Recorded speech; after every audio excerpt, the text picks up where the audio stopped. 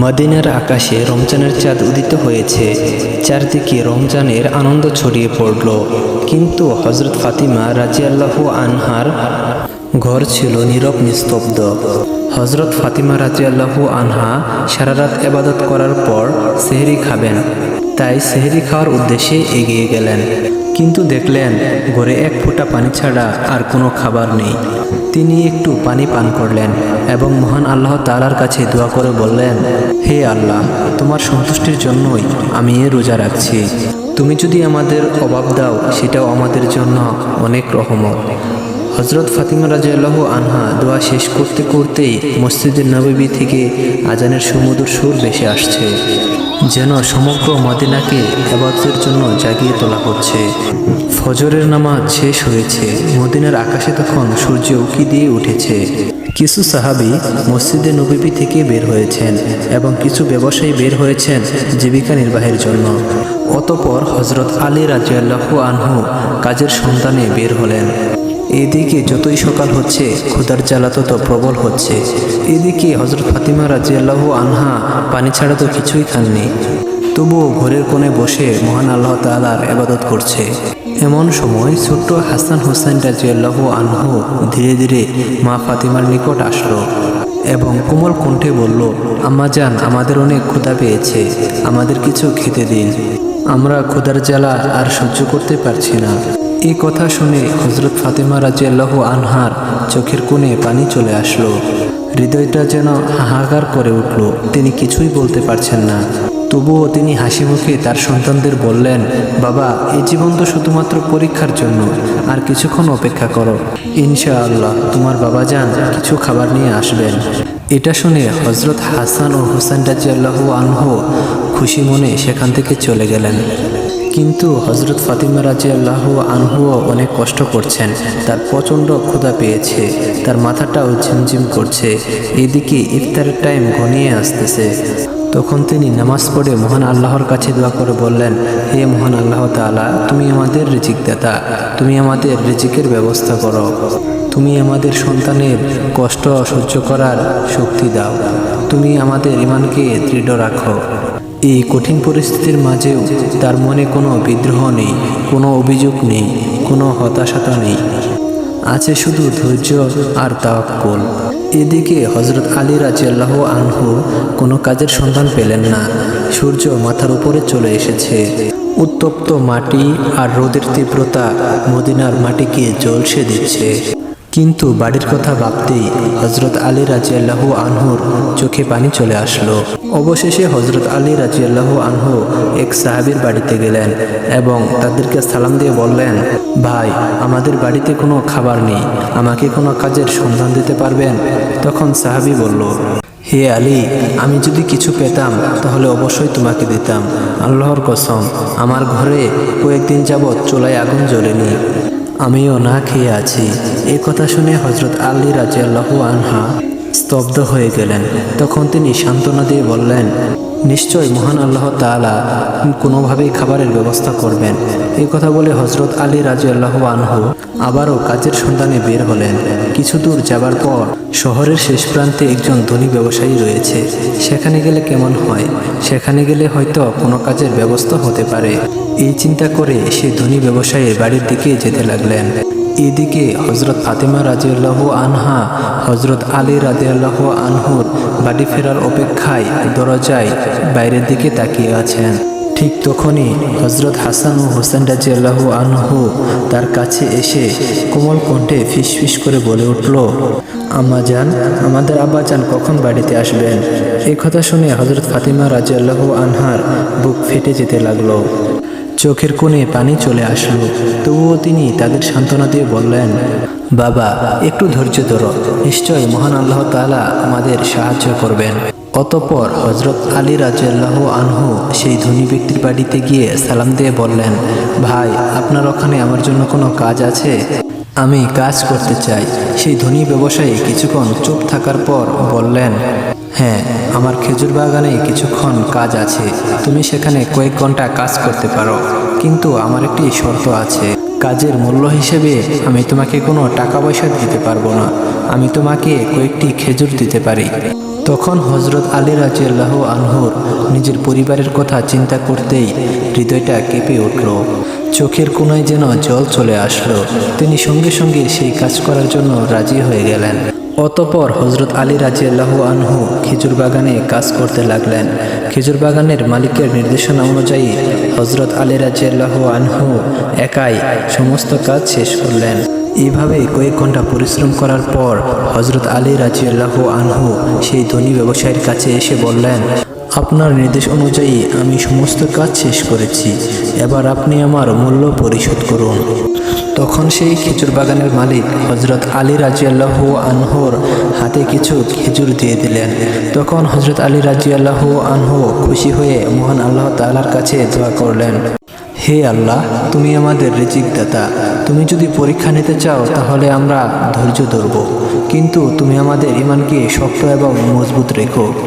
এই কথা বলার পর বাড়ির দিকে রওনা দিলেন। অতঃপর হজরত আলী রাদিয়াল্লাহু আনহু যখন বাড়ির কাছে চলে আসলেন, তখন মদিনার আকাশ গাঢ় লালচে রঙে ভরে যাচ্ছে। সূর্য পশ্চিম দিকে হেলে পড়েছে, প্রায় অস্ত যাবে যাবে অবস্থা। চারদিকে চলছে ইফতারের প্রস্তুতি। ঠিক তখনই হজরত আলী রাদিয়াল্লাহু আনহু ক্লান্ত শরীর নিয়ে তার বাড়িতে প্রবেশ করলেন।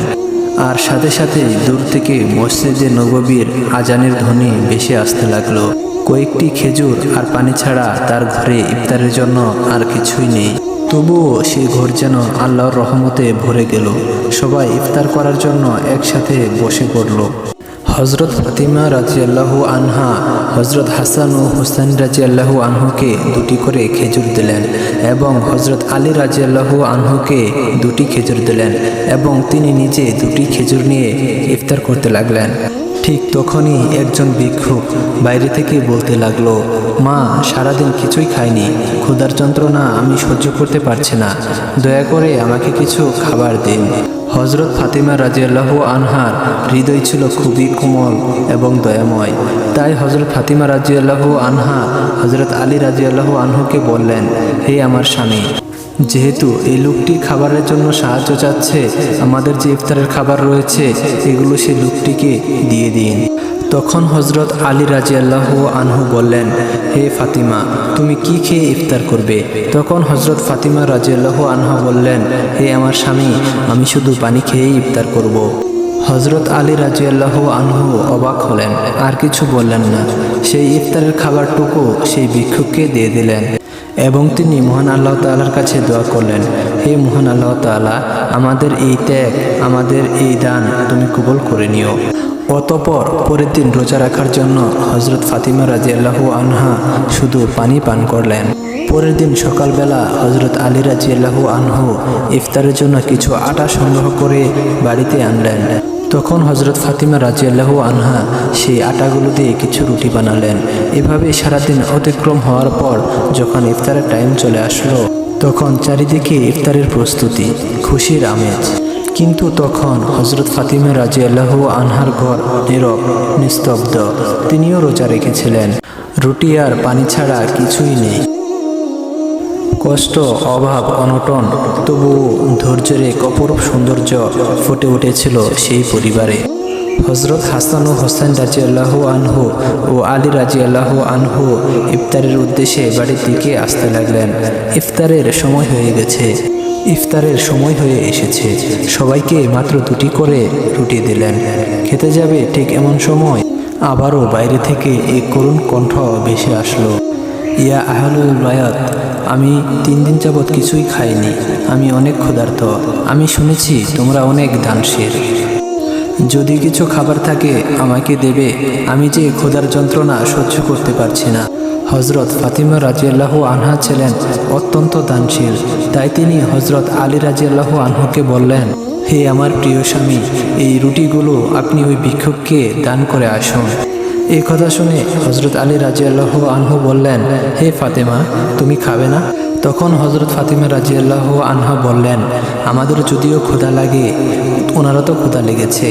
আমরা তো দুনিয়ার সুখ বিলাসের জন্য এই দুনিয়ায় আসিনি। আমাদের তো আল্লাহর সন্তুষ্টি অর্জন করাই একমাত্র উদ্দেশ্য। তখন হজরত আলী রাদিয়াল্লাহু আনহু দেখলেন মা ফাতিমার হাতে পানি ছাড়া আর কিছুই নেই।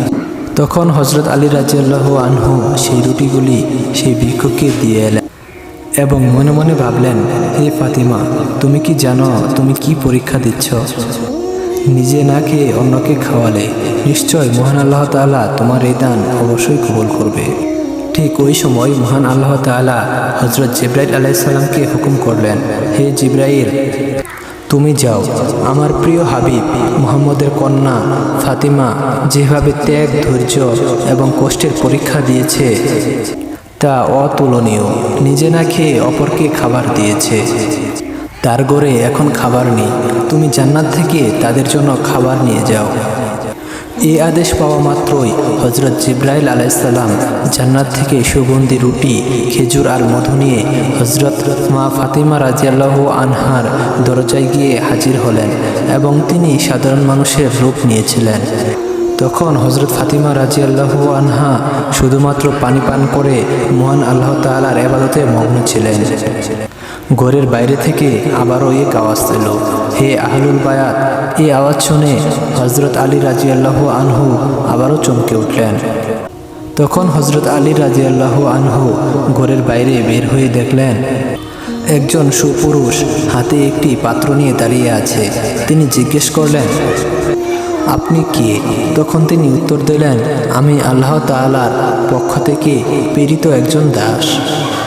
তোমরা যেভাবে নিজেদের খোঁজা সহ্য করে অন্যের হাতে খাবার তুলে দিয়েছ, খাবার দান করেছ, মহান আল্লাহ তাআলা সন্তুষ্ট হয়ে তোমাদের জন্য জান্নাত থেকে খাবার পাঠিয়েছেন।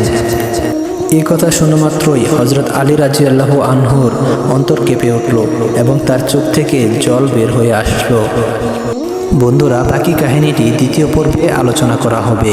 আপনারা যারা ভিডিওটি দেখছেন অবশ্যই দ্বিতীয় পর্বটি দেখার অপেক্ষায় থাকবেন এবং আমাদের চ্যানেলটি যারা এখনও সাবস্ক্রাইব করেননি আমাদের চ্যানেলটি সাবস্ক্রাইব করে পাশে থাকা বেল আইকনটি বাজিয়ে দেবেন, যাতে দ্বিতীয় পর্ব আপলোড করার সাথে সাথে সেটি আপনাদের নোটিফিকেশনে চলে যায়।